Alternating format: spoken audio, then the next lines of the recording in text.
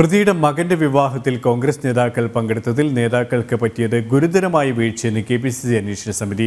കൃപേഷിന്റെയും ശരത് ലാലിന്റെയും മാതാപിതാക്കളെ നേരിട്ട് കാണും. ഇത് സംബന്ധിച്ച് ഉടൻ KPCC അധ്യക്ഷന് റിപ്പോർട്ട് കൈമാറുമെന്നും അന്വേഷണ സമിതി അറിയിച്ചു.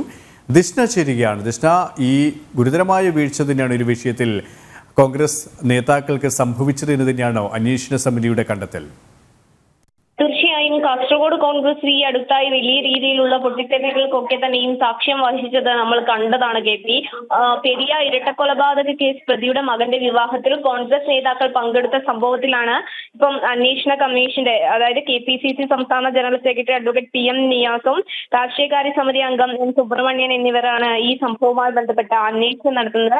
ഈ അന്വേഷണ റിപ്പോർട്ടാണ് ഇപ്പോൾ പുറത്തു വന്നിരിക്കുന്നത്. അതായത് ഇത്തരത്തിൽ നേതാക്കൾ പങ്കെടുത്തതിൽ ഗുരുതരമായ വീഴ്ച ഉണ്ടായെന്നത് മാപ്പാറ കുറ്റമാണ് KPCC ഈ സംഭവവുമായി ബന്ധപ്പെട്ട നേതാക്കൾക്ക് ഉണ്ടായത് എന്നൊരു കാര്യമാണ് വളരെ വ്യക്തമായി തന്നെ ഈ അന്വേഷണ കമ്മിറ്റി പറയുന്നത്. കോൺഗ്രസ് പാർട്ടി ഇത്തരത്തിലുള്ള സംഭവങ്ങൾ ഒരിക്കലും ആവർത്തിക്കുവാൻ പാടില്ലാത്ത കാര്യമാണ്. കൂടാതെ തന്നെ കൃപേഷിന്റെയും ശരത് ലാലിന്റെയും മാതാപിതാക്കളെ കണ്ട ഈ സംഭവത്തിൽ നേതാക്കൾ മാപ്പ് പറയുമെന്നൊരു കാര്യമാണ് ഇപ്പോൾ ഈ അന്വേഷണ കമ്മിറ്റി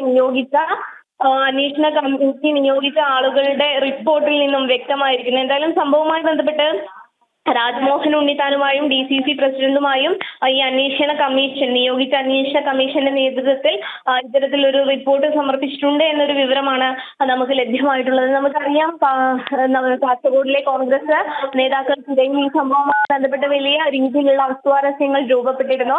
തുടർന്ന് പങ്കെടുത്ത ഒരു നേതാവിനെയൊക്കെ തന്നെയും ചെയ്യുന്ന ഒരു സംഭവം ഒക്കെ ഉണ്ടായിരുന്നതായി നമ്മൾ കണ്ടിരുന്നു. എന്തായാലും പാർട്ടിയുടെ ഭാഗത്തു നിന്ന്, പങ്കെടുത്ത നേതാക്കളുടെ ഭാഗത്തു നിന്ന് വലിയ തരത്തിലുള്ള ഗുരുതരമായ വീഴ്ചയാണ് ഉണ്ടായിരിക്കുന്നത് എന്നൊരു വിലയിരുത്തൽ തന്നെയാണ് അന്വേഷണത്തിന് നിയോഗിച്ച ആളുകളുടെ ഭാഗത്തു നിന്ന് റിപ്പോർട്ടിൽ പറഞ്ഞിരിക്കുന്നത്. KP ദിഷ്ണയാണ് വിവരങ്ങൾ നൽകിയത്.